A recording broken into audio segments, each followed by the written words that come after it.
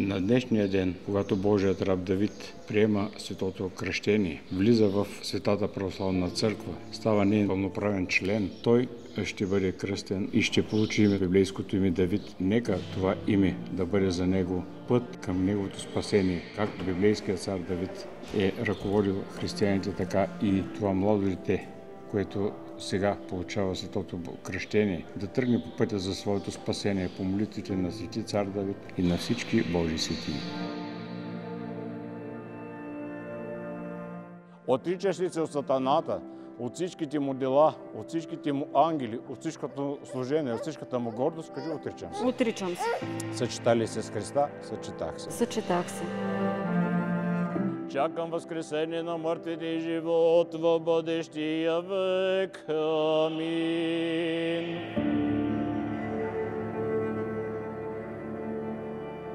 Хайде го събличите.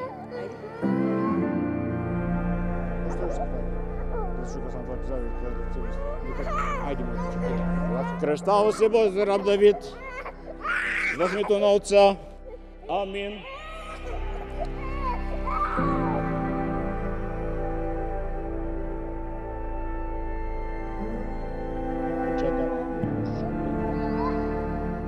Нека по молитвите на всички светии Бог да дарува на новопокръстения Божи раб Давид, на неговото семейство здраве, спасение и дълъг живот.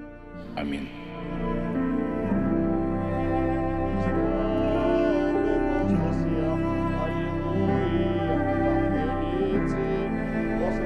Земята и дойдете научете всички народи, като кръщавате се свети, в името на Отца и Сина и Светия Дух. Амин. Амин. Амин. Амин.